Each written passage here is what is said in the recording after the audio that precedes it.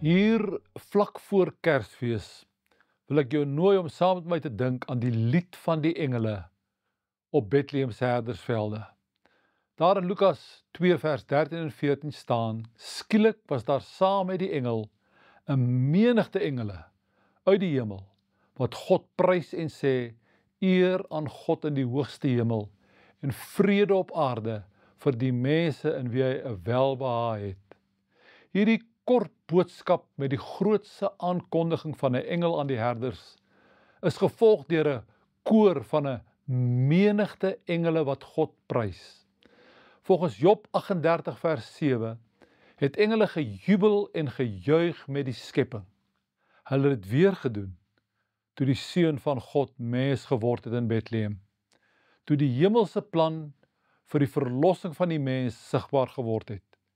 Sedertdien juig engele telkens wanneer 'n sondaar tot bekering kom, sê Lukas 15 vers 10 vir ons. Nou in die dae van Jesus was daar 'n kultuurgebruik dat die plaaslike musikante en die mense van die dorp vergader buite die huis waar 'n seentjie gebore is en dat hulle daar sou sing van blydskap vir die gawe van 'n seun. In Jesus se geval het dit nie gebeur nie.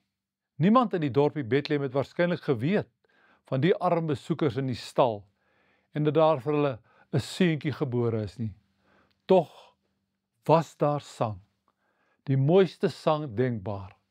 God self het gereël dat die hemelse sang van 'n engelkoor die velde van Bethlehem sou vul om die geboorte van die kind aan te kondig. Ek wens ek was daar. Die loflied van die engele was eerstens tot die hemel gerig, in skone aanbidding, 'n verhewe doksologie, eer aan God in die hoogste hemel. Kersfees is eerstens en ten diepste 'n aanbiddingsfees. Waarom sou die menswording van Jesus so 'n godsverering by die engele meebring? Dalk omdat hierdie wesens wat vir God so goed geken het, met die geboorte van Christus eienskappe van God ontdek het wat hulle nog nooit van tevore so helder gesien het nie. Dat die liefde van God vir sondige mense so groot is dat hy bereid is om op so 'n persoonlike manier na hulle uit te reik. Miskien het hulle die paradoks van God se almag beter as ons begryp. Dat die groote God, die almagtige Skepper, as 'n baba in die arms van 'n jong vrou lê.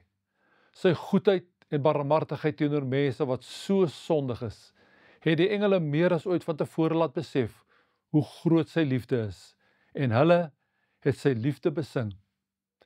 Hierdie hoogs intelligente wesens het die wonder van Christus se menswording veel beter verstaan as die mens self. Hulle kon nie anders as om God te prys nie. As ons die wonder van sy vleeswording beter sou verstaan, sou ons ongetwyfeld dieselfde as die engele doen.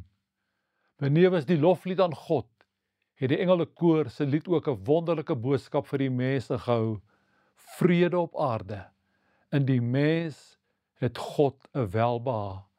Die een wat gebore is, word immers die vredevors genoem. Dalk is dit die een woord wat die beste beskryf wat God deur die menswording van sy seun wil bereik: vrede. Vrede tussen hom en mense. Die vrede wat deur die sondeval verbreek is, maar ook vrede tussen mense wat sedert die sondeval nog nooit tot stand kon kom nie. Mag ek en jy, te midde van die onvrede in ons wêreld, sy vrede ervaar. Here, ek wil my stem voeg by die van die engele en U aanbid, Allerhoogste God.